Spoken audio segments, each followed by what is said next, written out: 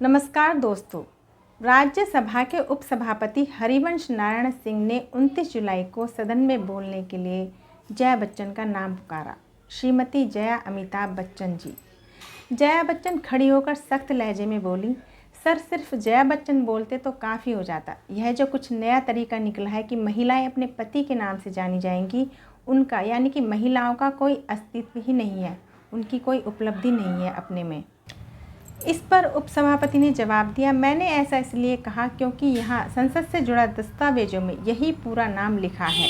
इस वाक्य के बाद बहस चल ही रही थी कि जया बच्चन ने 2 अगस्त को सभापति जगदीप धनखड़ से संसद में व्यंग भरे अंदाज में कहा, मैं जया अमिताभ बच्चन। पति के नाम और सरनेम को इस्तेमाल किए जाने पर जया बच्चन ने जो सवाल उठाए वो सालों से अब तक कायम है।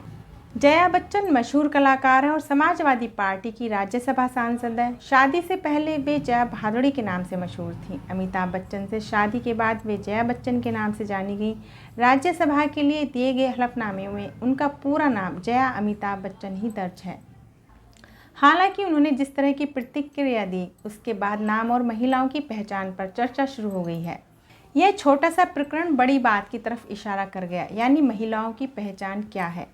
महिलाओं की कोई स्वतंत्र पहचान है भी या नहीं? क्या शादी का मतलब शादी से पहले की ज़िंदगी और पहचान का लोप है? क्या शादी का मतलब खुद की पहचान को किसी और की पहचान में मिला देना है? और इसलिए जया बच्चन के सवाल मायने रखते हैं। हमारा मर्दाना समाज स्त्रियों को अपने काबू में ही नहीं करता, बल्कि वह उनकी स्वतंत्र पहचान को भी ख़त्म कर देता है। सवाल बहुत बुनियादी हैं। परिवार का मुखिया कौन होगा, स्त्री या पुरुष? वंशावली का आधार कौन होगा, स्त्री या पुरुष? स्त्री और उससे पैदा होने वाली संतान को सामाजिक पहचान कौन देगा, स्त्री या पुरुष? उत्तराधिकार किसे मिलेगा, स्त्री या पुरुष?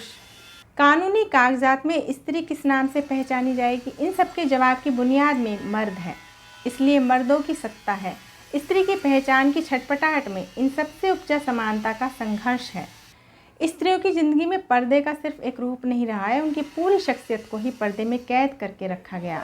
खासकर शादी के बाद तो छोटी बहू बड़ी बहू के रूप में पहचानी गई या अपने इलाके गांव जिले के नाम से जानी गई। यही नहीं, कई इलाकों में तो उन्हें पुराने नाम की जगह अलग से नया नाम ही दिया जाता रहा है। शादी के बाद वही नया नाम उनकी पहचान होती थी, यानी नाम के साथ ज़िंदगी का जो हिस्सा जुड़ा है उसे भी ख़त्म कर दिया जाता था।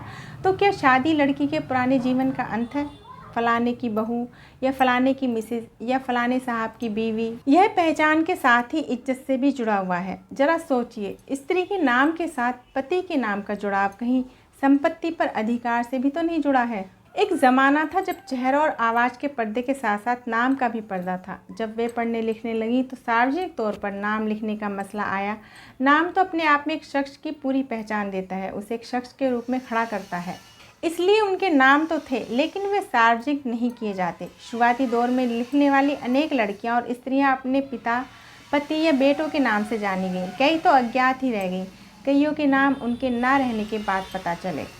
अनेक ऐसी विदुषी महिलाओं के योगदान इसलिए अनजान रह गए क्योंकि उनके नाम पता नहीं थे। जब नाम सार्वजनिक होने लगे तो उनके साथ पुरुषों के उपनाम जुड़ने लगे। शादी से पहले पिता का नाम उपनाम और शादी के बाद पति का नाम उपनाम। अभी हाल ही में एक बहुचर्चित शादी हुई है। उस शादी में भी यही हुआ कि लड़की के उपनाम की जगह पति का पूरा नाम जोड़ा गया। इसे परंपरा और संस्कृति का नाम दिया गया। ऐसा नहीं है कि यह सिर्फ भारत में है या भारत में ही स्त्रियों के नाम बदले जाते हैं। यह दुनिया भर में देखा जा सकता है। एक से बढ़कर एक अपने पैरों पर खड़ी महिलाओं के नाम के साथ भी यह देखा जा सकता है। सवाल तो यह भी उठ सकता है कि लड़कियां या महिलाएं ऐसा क्यों करती हैं? वे क्यों जोड़ लेती हैं पति का नाम? लड़कियों का संस्कृतिकरण भी इस तरह होता है कि वे शादी के बाद श्रृंगार की कई निशानियां सुहागन दिखने के लिए सहज अपना लेती हैं। इनमें एक उनका नाम भी है। शादी होते ही सबसे पहली चीज़ जो बदलती है वह नाम ही है। शायद कईयों के लिए यह एक अच्छी पत्नी होने के सबूत के तौर पर भी यह करना ज़रूरी होता है। दिलचस्प है कि शादीशुदा पुरुष की पहचान के लिए न तो कोई श्रृंगार है, न ही अपना नाम उपनाम बदलने या उसमें कुछ जोड़ने का रिवाज है। पता नहीं पुरुषों ने कभी इस पर विचार किया या नहीं, या अगर उन्हें पत्नी का नाम उपनाम नाम जोड़ने के लिए कहा जाए तो उनकी राय क्या होगी। वैसे सवाल तो यह भी हो सकता है कि सदन में किसी स्त्री के नाम के आगे श्रीमती भी क्यों लगाया जाए। सदन में बोलने के लिए वैवाहिक पहचान क्यों ज़रूरी है? पुरुषों के लिए तो कोई ऐसी पहचान नहीं है। अब वक्त आ गया है कि सदन की ऐसी परंपराओं में बदलाव के बारे में भी सोचना चाहिए। ऐसा नहीं है कि बदलाव नहीं हो रहे हैं, लेकिन बदलने के लिए दिमागी रूप से बदलना बेहद ज़रूरी है। यह इतना आसान नहीं है। सदियों की रीति रिवाज को बदलने में वक्त लगेगा। इसके लिए रीति रिवाजों से टकराने की हिम्मत और खुद पर यकीन जरूरी है। इसलिए कई शादीशुदा स्त्रियों न तो पति का नाम लगाती हैं और न ही उपनाम। फिल्मों की दुनिया में ही ऐसे कई नाम हैं। कई पुरानी और मौजूदा दौर की कलाकार हैं जिन्होंने शादी के बाद अपना नाम या उपनाम नहीं बदला। कई स्त्रियां तो शरीर पर शादी की निशानियां भी नहीं लगाती। वे अपने नाम के साथ श्रीमती जैसे प्रयोग से भी परहेज करती हैं। लड़कियों और महिलाओं के लिए खुद की पहचान बनाना इसलिए एक बड़ा संघर्ष है। यह अपने वजूद को हासिल करने और उसे बरकरार रखने की जद्दोजहद है। यह जद्दोजहद उसे ताउम्र करनी पड़ती है। हालांकि इक्का दुक्का पुरुषों ने भी एक पहल की है। वे अपने नाम के साथ अपनी माँ का नाम जोड़ रहे हैं। और अंत में वापस अब जया बच्चन पर लौटते हैं। यह तो सच्चाई है कि जया भादुड़ी और अमिताभ बच्चन की शादी हुई है। इसके बाद वे जया भादुड़ी से जया बच्चन हो गई। संसद के दस्तावेज में उनका नाम जया अमिताभ बच्चन दर्ज है।